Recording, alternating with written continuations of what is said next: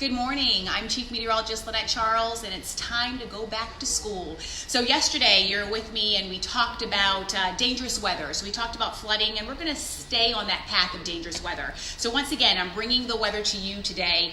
And when I go to schools, this is what I really talk about, dangerous weather. So today, we're going to talk about tornadoes and the formation of tornadoes. So let's go ahead and see what goes into that. Whenever we're talking about tornadoes, of course, we have to talk about the wind. So we have that wind set up. So the change in wind, you're talking about the surface and you're talking about the upper levels as well. So once you talk about the upper levels, the changing of the winds with height, that's when you start to get that rotation in there. It causes a horizontal rotation. But where does the vertical rotation come in? That's when it flips it down and it actually looks like that tornado, right? That's what happens when you have the lift in the strong thunderstorms. It flips it, and then that's when you see that tornado form. So once again, that's the formation of a tornado. Now, what does the tornado actually look like on the radar? So when we're telling you that we have a tornado warning, a radar indicated tornado, this is what it looks like actually on the radar. So it kind of looks like a hook. These are a few of the features: a hail core debris ball, and I'll talk more about that in just a matter of moments.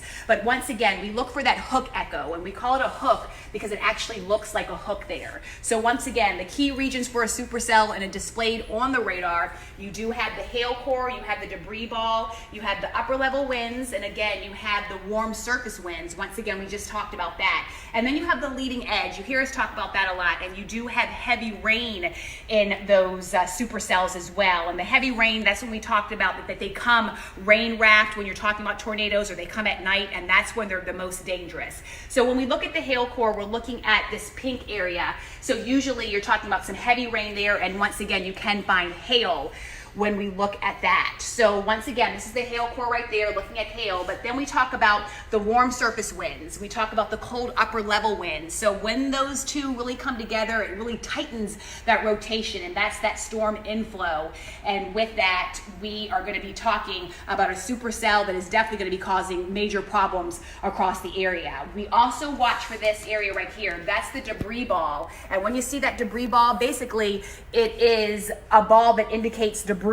And when you see that, that's an indication for a tornado. So we do have several things that we look for. Once again, that hook echo, TVS, tornado vortex signature, gust front. So that's when we talk about the leading edge. So basically you have all the wind inside of that cell, and then it goes outside the cell. So the strong winds from inside the storm push outside of it, and that's the leading edge of that storm. So that's what we're talking, and that's what it looks like on the radar. But what do we do? Yesterday we talked about actually we talked about when we have a radar indicated tornado, but what do we talk about when we have severe weather and we indicate a tornado watch or a tornado warning? Well, what do you need to do? Basically, you need to go to the lowest level of your home. So this is very important. If you have a basement, that's where you need to go. If you don't have a basement, then you need to go into an interior room.